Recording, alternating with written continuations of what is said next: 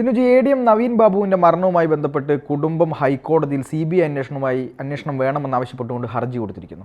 അവസാനം കുടുംബം തുനിഞ്ഞിറങ്ങിയിരിക്കുകയാണ്. കാരണം ഈ കേരള പോലീസിൻ്റെ അന്വേഷണത്തിൽ ഇത് യാതൊരു കൃത്യമായ ഒരു അന്വേഷണം നടക്കില്ല എന്നും യഥാർത്ഥ പ്രതികൾ ശിക്ഷിക്കപ്പെടില്ല എന്നൊക്കെ കുടുംബത്തിന് ബോധ്യമായിട്ടുണ്ട്. ഇനിയിപ്പോൾ ഇന്ന് കെ സുരേന്ദ്രനൊക്കെ ആ വീട് സന്ദർശിക്കുകയും എല്ലാവിധ സഹായങ്ങളുമൊക്കെ അവർക്ക് വാഗ്ദാനം ചെയ്യുകയൊക്കെ ചെയ്തിട്ടുണ്ട്. എന്തായിരിക്കും ഈ ഹൈക്കോടതി വിധിയുമായി ബന്ധപ്പെട്ട്, അല്ലെങ്കിൽ ഹൈക്കോടതി ഇതൊരു CBI അന്വേഷണത്തിന് വിടാൻ സാധ്യതയുണ്ടോ? മഞ്ജുഷ ആവശ്യപ്പെടുന്നത്, നവീൻ ബാബുവിന്റെ ഭാര്യ ആവശ്യപ്പെടുന്നത് CBI അന്വേഷണത്തിലേക്ക് വിടണമെന്ന് തന്നെയാണ്. എന്തുകൊണ്ടാണെന്ന് വെച്ചാൽ സ്പെഷ്യൽ ഇൻവെസ്റ്റിഗേഷൻ ടീം രൂപീകരിച്ചിട്ടുണ്ട്, പ്രത്യേക അന്വേഷണ സംഘം. അവർ നിർണായകമായ തെളിവുകൾ ശേഖരിക്കുന്നതിന് പകരം തെളിവുകൾ കളക്ട് ചെയ്യാതിരിക്കാനാണ് ശ്രമിക്കുന്നത്. മഞ്ജുഷ ഉന്നയിച്ചത് ഗുരുതരമായ ഒരു ആരോപണമാണ്. മാത്രമല്ല പല കാര്യങ്ങൾക്കും ഇവർക്ക് സംശയമുണ്ട്. ഇപ്പം ഈ ഇൻക്വസ്റ്റ് തയ്യാറാക്കിയ സമയത്ത് സ്വാഭാവികമായിട്ടും നവീൻ ബാബുവിന്റെ ഇൻക്വസ്റ്റ് തയ്യാറാക്കുന്ന സമയത്ത് അടുത്ത ബന്ധുക്കളുടെ ഒരു സാന്നിധ്യം വേണം. അപ്പൊ താനോ തന്റെ അടുത്ത ബന്ധുക്കളോ ഒക്കെ എത്തുന്നതിന് മുമ്പ് എന്തിനാണ് അങ്ങനെ ചെയ്തത്? അപ്പം തിരക്കിട്ട് അപ്പൊ ഇൻക്വസ്റ്റിൽ ആ നിയമം അവിടെ ലംഘിക്കപ്പെട്ടു. മാത്രമല്ല PP ദിവ്യ അന്ന് ഈ യാത്രയപ്പ് യോഗത്തിൽ വെച്ച് വളരെ വാസ്തവവിരുദ്ധമായ കാര്യങ്ങളൊക്കെ പറഞ്ഞ് നവീൻ ബാബുവിനെ വേദനപ്പെടുത്തി. ആ ദൃശ്യങ്ങൾ അടങ്ങിയ ഒരു ചെറിയ ക്ലിപ്പുകൾ ഈ നവീൻ ബാബു ഇനി ജോയിൻ ചെയ്യാൻ പോകുന്ന പത്തനംതിട്ട കളക്ടറേറ്റിലെ ഉദ്യോഗസ്ഥർക്കടക്കം എത്തിച്ചു കൊടുത്തു. എന്താണ് അതുകൊണ്ട് ഉദ്ദേശിക്കുന്നത്?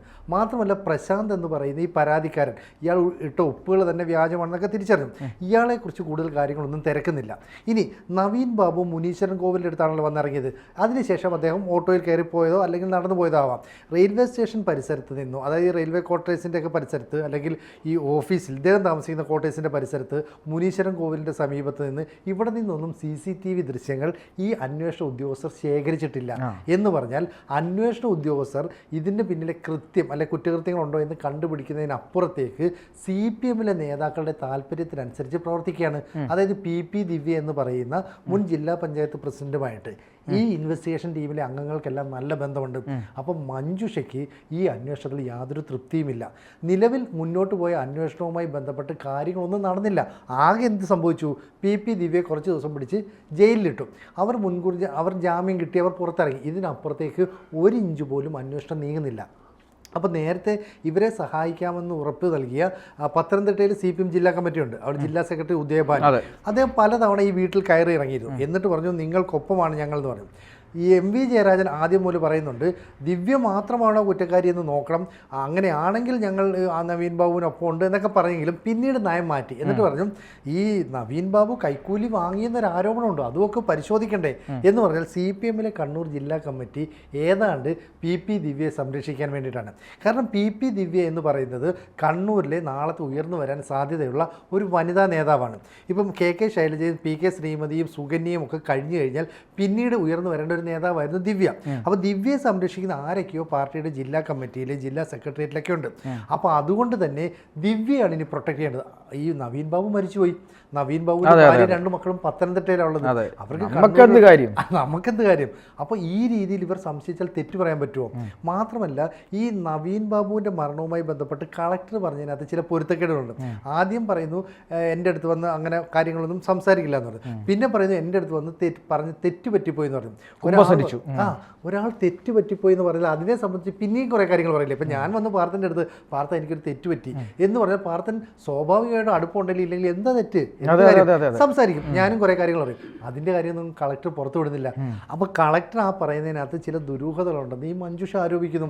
അപ്പോൾ സ്വാഭാവികമായും ഈ അന്വേഷണം ഒട്ടും മുന്നോട്ട് പോകുന്നില്ല. അങ്ങനെയല്ലേ നമുക്ക് മനസ്സിലാക്കാൻ പറ്റുള്ളൂ. തീർച്ചയായും ഈ നവീൻ ബാബുവുമായി ബന്ധപ്പെട്ട് കളക്ടർ പറഞ്ഞ കാര്യത്തിൽ തന്നെ ചില ആശയക്കുഴപ്പങ്ങൾ നിലനിൽക്കുന്നുണ്ട്. അതായത് കളക്ടറുമായി ബന്ധപ്പെട്ട് ഈ നമ്മുടെ റവന്യൂ വകുപ്പ് അഡീഷണൽ, അതായത് അന്വേഷണ ഉദ്യോഗസ്ഥയായിട്ടുള്ള ജോയിന്റ് കമ്മീഷണറുള്ള ഗീതയായിരുന്നല്ലോ ഈ അന്വേഷണത്തിന് വേണ്ടി സർക്കാർ ചുമതലപ്പെടുത്തിയിരുന്നത്. അപ്പോൾ അവർ കളക്ടറുടെ മൊഴിയെടുക്കുന്നു, കൃത്യമായി അന്വേഷിക്കുന്നു, ഈ റിപ്പോർട്ട് ഈ പറയുന്ന റവന്യൂ മന്ത്രിക്ക് കൈമാറുന്നു. അപ്പോൾ ഈ ദിവ്യയ്ക്ക് ജാമ്യം കിട്ടുന്നത് വരെ ഈ റിപ്പോർട്ട് ഈ മന്ത്രി അവിടെ വെച്ചു, പൊരുത്തിൽ വെച്ചതുപോലെ അവിടെ വെച്ചു. അതിനുശേഷമാണ് ഈ റിപ്പോർട്ട് കൃത്യമായി മുഖ്യമന്ത്രിക്ക് കൊടുക്കുന്നത്. മുഖ്യമന്ത്രിക്ക് കൊടുത്ത ശേഷം മുഖ്യമന്ത്രിയുടെ ഓഫീസിലാണ് ആ റിപ്പോർട്ട് ഇപ്പോഴും ഉള്ളത്. അതിപ്പോഴും പുറത്തുവിട്ടിട്ടില്ല, മന്ത്രിസഭാ യോഗത്തിൽ വെച്ചിട്ടില്ല. മന്ത്രിസഭാ യോഗത്തിൽ അത് വെക്കുകയാണെങ്കിൽ നമുക്ക് വിവരാവകാശ നിയമപ്രകാരം ചോദിച്ചാൽ എനിക്കോ സിനുജിക്കോ ജിക്കോ ഉൾപ്പെടെ നമ്മൾ ആര് ചോദിച്ചാലും അത് തരേണ്ടി വരും. അങ്ങനെ തരാതിരിക്കാനുള്ള ഒരു നടപടി കൂടി സർക്കാർ ഗൗരവമായി ഈ കാര്യത്തിൽ ചെയ്യുന്നുണ്ട്. ഇത് ആരെ സംരക്ഷിക്കാൻ വേണ്ടിയാണ് എന്നതൊരു ചോദ്യമല്ലേ. ഒപ്പം മറ്റൊരു കാര്യമെന്ന് പറയുന്നത് ഈ ദിവ്യ അറസ്റ്റിലാകുമോ ഇല്ലയോ എന്നൊന്നും അറിയുന്നതിന് മുമ്പാണ് ലാൻഡ് റവന്യൂ ജോയിന്റ് കമ്മീഷണറായിട്ടുള്ള ഈ ഗീത ഈ അന്വേഷണം നടത്തുന്നത്. അവർ അന്വേഷണം നടത്തിയ സമയത്ത് കലക്ടർ ഈ പറഞ്ഞ മൊഴി, അതായത് നവീൻ ബാബു എൻ്റെ അടുത്ത് വന്ന് കുറ്റസമ്മതം നടത്തി എന്നൊരു മൊഴി കലക്ടർ അന്ന് കൊടുത്തിട്ടുണ്ടോ എന്നത് പ്രധാനപ്പെട്ട ചോദ്യമാണ്. അന്ന് ഗീതയുടെ അടുത്ത് അങ്ങനെ ഒരു മൊഴി കൊടുത്തിട്ടില്ലെങ്കിൽ പിന്നീടാണ് കലക്ടർ ഈ മൊഴി കൊടുക്കുന്നതെങ്കിൽ അത് മാനിപ്പുലേറ്റഡ് ആണ് എന്നത് കൃത്യമായിട്ട് തിരിച്ചറിയാൻ കഴിയും എന്നുള്ളതാണ്. അങ്ങനെയാണെങ്കിൽ കലക്ടർ കുടുങ്ങും, കലക്ടർക്ക് എതിരെ നടപടി എടുക്കേണ്ടി വരും. അങ്ങനെ കലക്ടർക്കെതിരെ നടപടി എടുക്കാൻ സർക്കാരിനോ അല്ലെങ്കിൽ അതുമായി ബന്ധപ്പെട്ട ആളുകൾക്കോ യാതൊരു വിധത്തിലുള്ള താല്പര്യവുമില്ല എന്ന് തന്നെയാണ് നമ്മൾ മനസ്സിലാക്കേണ്ടത്. ഇതിൻ്റെ പുറകിലുള്ള വേറൊരു കാര്യം, ഈ പറയുന്ന പെട്രോൾ പമ്പുമായി ബന്ധപ്പെട്ട് പെട്രോൾ പമ്പിന് ആരാണ് യഥാർത്ഥത്തിൽ പെട്രോൾ പമ്പിൻ്റെ ഉടമ, ഇതിൻ്റെ ബിനാമി ആരാണ്, ഇത് CPM നേതാക്കളിലേക്ക് നീങ്ങുന്നുണ്ടോ, ദിവ്യയുമായി ഈ പെട്രോൾ പമ്പിന് എന്താണ് ബന്ധം, ദിവ്യയുടെ ഭർത്താവിന് എന്തെങ്കിലും ബന്ധമുണ്ടോ, ഇത്തരത്തിലുള്ള ഒരുപാട് ചോദ്യങ്ങളുണ്ട്. നേരത്തെ സിനോജ് ചൂണ്ടിക്കാണിച്ച ഏറ്റവും പ്രധാനപ്പെട്ട ഒരു കാര്യമെന്ന് പറയുന്നത് ഈ പ്രശാന്തൻ പറയുന്നു എനിക്ക് 2 ഒപ്പുണ്ട്, ഇരട്ട ഒപ്പുണ്ട് എന്ന് പറയുന്നു. ലോകത്താർക്കെങ്കിലും ഇരട്ട ഒപ്പ് അങ്ങനെ ഒരു സമ്പ്രദായമുണ്ടോ? ഇത് അന്വേഷണ സംഘം മുഖവിലയ്ക്ക് എടുക്കുകയാണോ? ഇവിടുത്തെ ജനങ്ങളൊക്കെ പൊട്ടന്മാരാണോ?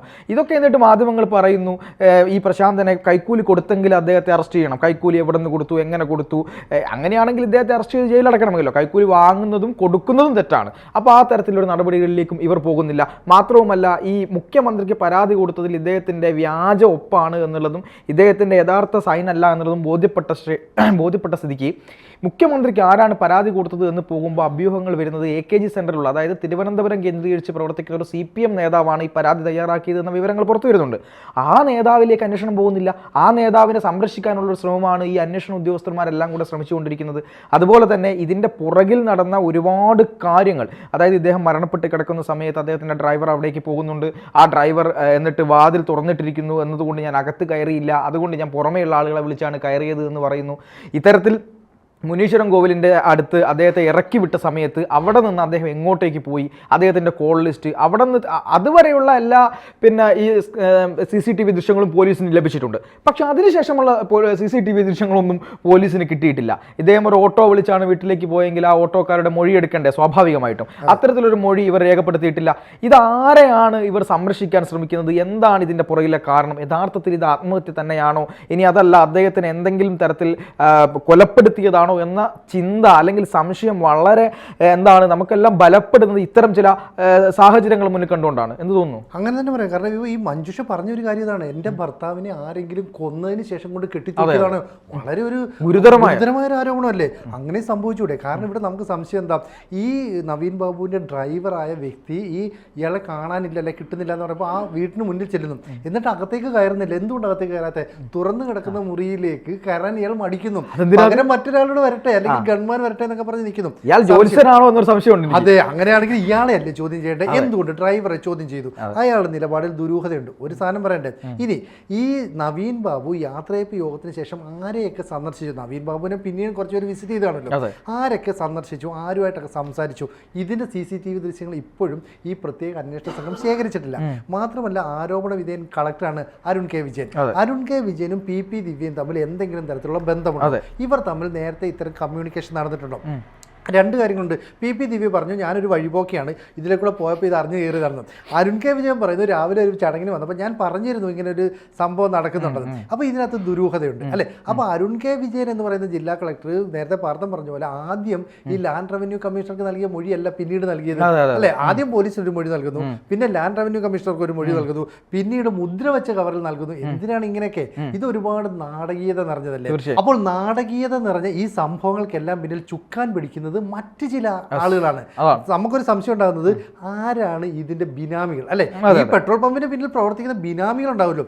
PP ദിവ്യക്ക് എന്താണ് ഇതിനകത്ത് സ്വാർത്ഥ താല്പര്യം? ഇതൊക്കെ മനസ്സിലാക്കണം. അപ്പം ഈ മഞ്ജുഷ എന്ന് പറയുന്ന നവീൻ ബാബുവിന്റെ ഭാര്യ പറയുന്നത് ഇതൊക്കെ മനസ്സിലാക്കണമെങ്കിൽ ഇതേ സംബന്ധിച്ചുള്ള CDR എടുക്കണം, അതായത് കോൾ ഡേറ്റ റെക്കോർഡ് എടുക്കാം. ഈ കോൾ ഡേറ്റ റെക്കോർഡ് എടുത്തെങ്കിൽ മാത്രമേ നവീൻ ബാബു ആരെയൊക്കെ വിളിച്ചു, നവീൻ ബാബുവിന് ആരുടെ കോൾ വന്നു, ഈ ജില്ലാ കളക്ടറുമായിട്ടുള്ള ബന്ധം എന്താ, PP ദിവ്യയുമായിട്ടുള്ള ബന്ധം എന്താ, ഇതൊക്കെ പുറത്തു വരികയുള്ളൂ. ഇത് ഓരോ ദിവസവും നീട്ടിക്കൊണ്ട് പോകുന്നു എന്നതിൻ്റെ അർത്ഥം ഈ നിർണായകമായ തെളിവുകൾ ശേഖരിക്കാൻ പറ്റരുത്. ഇനി ആർക്കും ഈ തെളിവുകൾ നശിക്കണം, തെളിവുകളൊന്നും കിട്ടരുത്. അപ്പോൾ CBI അന്വേഷണം വേണമെന്നൊക്കെ പറഞ്ഞ് ഇവർ ആവശ്യം മുന്നോട്ട് വെക്കുമ്പോൾ പരമാവധി തെളിവുകൾ നശിപ്പിക്കപ്പെട്ടു. മാത്രമല്ല ഈ സമയത്തെ CCTV ദൃശ്യങ്ങളൊന്നും ശേഖരിച്ചില്ല. ഇനി ഒരുപക്ഷെ CCTV ദൃശ്യങ്ങൾ ശേഖരിക്കാൻ ചെല്ലുമ്പോൾ എന്താ പറയുക, 2 മാസം മുമ്പത്തെ ദൃശ്യങ്ങൾ മൊത്തം ഡിലീറ്റ് ആയിപ്പോയി, അല്ലെ ഞങ്ങളത് ഡിലീറ്റ് ചെയ്ത് കളഞ്ഞു. അപ്പോൾ കിട്ടാവുന്ന സാഹചര്യങ്ങളൊക്കെ ഉണ്ടായിരുന്നു. കളക്ടറേറ്റിൽ നിന്ന് ശേഖരിക്കാമായിരുന്നു, റെയിൽവേ സ്റ്റേഷൻ പരിസരത്തു നിന്ന് ശേഖരിക്കാമായിരുന്നു, ഒപ്പം തന്നെ ഇവരുടെ ക്വാർട്ടേഴ്സ് പരിസരത്തു നിന്ന് ശേഖരിക്കാമായിരുന്നു. ഇതൊന്നും ചെയ്തില്ല. പക്ഷേ പ്രശാന്തൻ എന്ന് പറയുന്ന ഈ പരാതിക്കാരൻ ബൈക്കിൽ പോയി നവീൻ ബാബുവിനെ കാണുന്നതിന്റെ CCTV ദൃശ്യം കൃത്യമായിട്ട് വന്നു. അത് കിട്ടിയിട്ടുണ്ട്. എന്നിട്ട് എന്താ പറയുക, കൈക്കൂലി കൊടുത്തു. പക്ഷെ ഒരു സാധനവും കൊടുത്തില്ല, ഒന്നും മേടിച്ചില്ല. അല്ല, ഇദ്ദേഹം സ്വർണം പണയം വെക്കാൻ പോയ CCTV ദൃശ്യം അവർക്ക് കിട്ടിയിട്ടുണ്ട്. അത് കിട്ടിയിട്ടുണ്ട്. അപ്പൊ ഇതൊക്കെ പ്ലാൻഡ് ആയിട്ട് എടുക്കാൻ പറ്റുമെങ്കിൽ ഇത്തരം കാര്യങ്ങളിലേക്ക് എന്താ പോകാത്തത്? അപ്പം ഈ അന്വേഷണ സംഘത്തെ റിക്രൂട്ട് ചെയ്ത് അല്ലെങ്കിൽ അവരെ ഒന്ന് തീരുമാനിച്ചല്ലോ, ഇത് നിയമപ്രകാരമായിരുന്നില്ല. സർക്കാരിന്റെ താല്പര്യപ്രകാരം അങ്ങനെ ഒന്ന് കോൺസ്റ്റിറ്റ്യൂട്ട് ചെയ്യുന്നു. എന്നിട്ട് അവർ അവരുടെ ഇഷ്ടം പോലെ പ്രവർത്തിക്കുന്നു. ഇവരെ ഒന്നും ഈ പറയുന്ന മഞ്ജുഷയ്ക്ക് വിശ്വാസമില്ല. അപ്പൊ തുടക്കം മുതൽ തന്നെ ഇവർ കേന്ദ്ര അന്വേഷണ ഏജൻസികളെ സമീപിക്കുമെന്ന സംശയമുള്ളത് കൊണ്ട് ഒരു പക്ഷേ മന്ത്രിമാരും CPMന്റെ ജില്ലാ സെക്രട്ടറിയും ഒക്കെ അടക്കം, നമുക്കറിയാലോ ഈ മരണം നടന്ന പിറ്റേ ദിവസം മുതൽ അവിടെ കയറി ഇറങ്ങി അല്ലേ, ഒരു മീഡിയയുടെ അടുത്ത് അവർക്ക് ഫ്രീ ആയിട്ട് സംസാരിക്കാൻ പറ്റുന്നില്ലായിരുന്നു. എല്ലായ്പ്പോഴും ഇവർ നിരീക്ഷണത്തിലായിരുന്നു. അപ്പൊ ഇതെല്ലാം കഴിഞ്ഞു, ഇനി മുന്നോട്ട് പോകാൻ ഞങ്ങൾ തയ്യാറല്ല. അപ്പൊ എൻ്റെ ഭർത്താവിനെ കൊന്നു കെട്ടി തൂക്കിയതാണെങ്കിൽ അതിന് ഉത്തരവാദികൾ ആരാ, അതെനിക്കറിയണം. അതല്ല, ഈ കേസ് അട്ടിമറിക്കാൻ ശ്രമിക്കുകയാണെങ്കിൽ ഇതിന് പിന്നിൽ പ്രവർത്തിച്ചവരുടെ ലക്ഷ്യം എന്താണ്? ഭൂമാഫിയാണോ, അതോ പെട്രോൾ പമ്പ് മാഫിയാണോ, അതോ CPMലെ ജില്ലാ നേതൃത്വം മറ്റ് ചില കാര്യങ്ങൾ ചെയ്തപ്പോൾ നവീൻ ബാബു കൂട്ടു നിൽക്കാത്തതാണോ? ഇതെല്ലാം പുറത്തു വരണമല്ലോ. സ്വന്തം ഭാര്യയുടെ അടുത്ത് എല്ലാ കാര്യങ്ങളും ചർച്ച ചെയ്യുമ്പോൾ കളക്ടർ എന്ന് പറയുന്ന ആള് ഞാനുമായിട്ട് അത്ര രസത്തിലല്ല എന്ന് പറയുന്നു. അതേ കളക്ടർ പറയുന്നു എൻ്റെ അടുത്ത് വന്ന് കുറ്റസമ്മതം നടത്തി.